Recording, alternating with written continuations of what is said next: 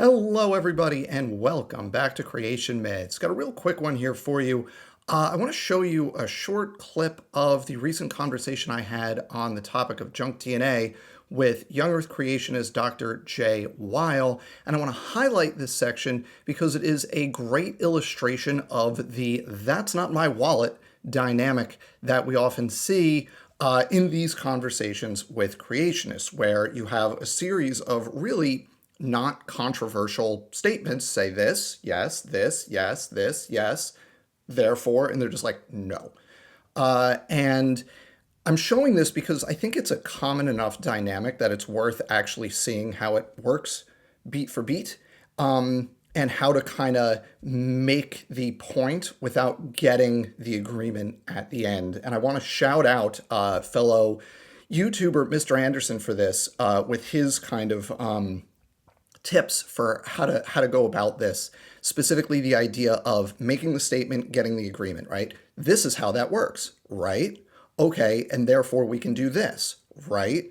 And then get the agreement at each step until the creationist is unwilling to give the agreement. But at that point, the argument has already been made and they've agreed to all the steps leading up. So I want to show kind of how this works in practice, because I think it's something that if you're going to, discourse with creationists, you have to be prepared for. So check this out and enjoy this little clip.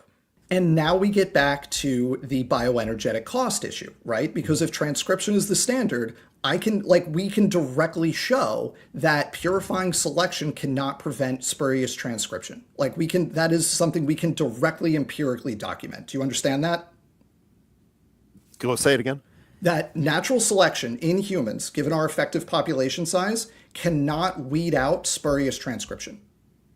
Cannot weed out spurious transcription. In other words, you're saying that it's that the energetic cost isn't enough. Yeah. I guess I would say under certain conditions, yes. Probably under certain conditions, no. Oh, right, because that's what the paper found, right? Is that below a certain level of transcription, you cannot prevent it from happening. That's what that paper found. Okay, I guess I'm not sure what you're saying. Sorry. Well, because the vast majority of transcription in the human genome that we've documented is below the threshold established as selectable. Oh, in terms of the energetic costs. Right. Once again, under certain conditions, yes. Probably under certain conditions, no. Well, the conditions are effective population size and level of transcription, which is, scales with the cost, right? Right. But so given a the small population, it may be much more important. In certain external conditions, it might be more important. I mean, we're making very broad statements about how we can measure the selective cost of something. We know the energetic cost, though, right? We know the energetic cost of adding a nucleotide to a polymer. Mm-hmm. We know the energetic cost of replicating a DNA molecule. We know the energetic cost of doing translation, because that was the other really interesting finding in that paper, was that while most transcription, right, is below the drift barrier, so you can't select against most of the transcription that occurs, translation, on the other hand, is so costly that you can prevent most spurious translation. So junk RNA would be very common, but junk proteins relatively uncommon. Mm-hmm. And so that's a specific prediction we can make, right, based on the energetics and the effective population size and our calculation of the cost threshold, right? And I agree with that. Translation is much more costly, yeah. Right. And we can go out and test that. We can go and look, and we have looked. We've done this for lots of different populations, saying here's their effective population size. How does that track with their genome size? And we can see that it's in line with the predictions, right? I guess maybe I don't know the literature well enough to say that, but no, I would disagree with that. So a simple example is bacteria, right? Bacteria have effective population sizes that are, I don't even know how many zeros, right? Would be in the, the E. coli effective population. I have no idea, but it's, enormous, right? I think we can agree on that, right? It's a lot.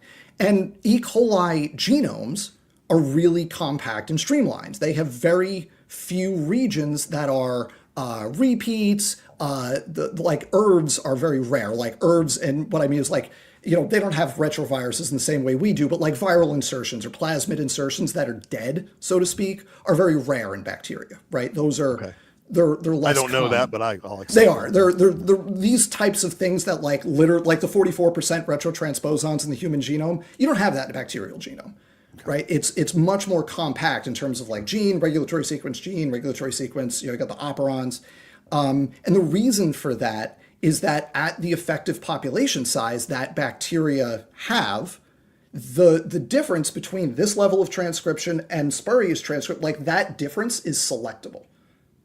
At a human population size, it's not. Selection cannot operate efficiently enough to weed out the individuals with a little bit of extra transcription.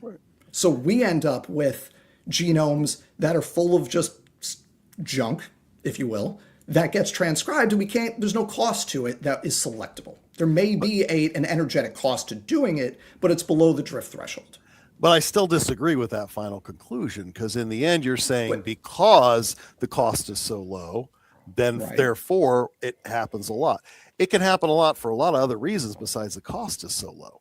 It could be that transcription is used to actually purify the genome itself. The transcription coupled repair is a way, and we know this happens in sperm, for example. Sperm transcribe a lot of genes they don't use, and that specifically reduces the mutation rate. So all of this transcription that occurs at such low level could simply be a way of guarding against these structure-destroying mutations.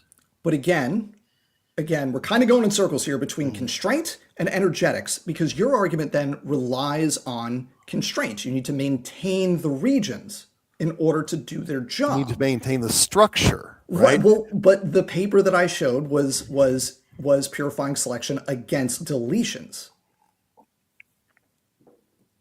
All right.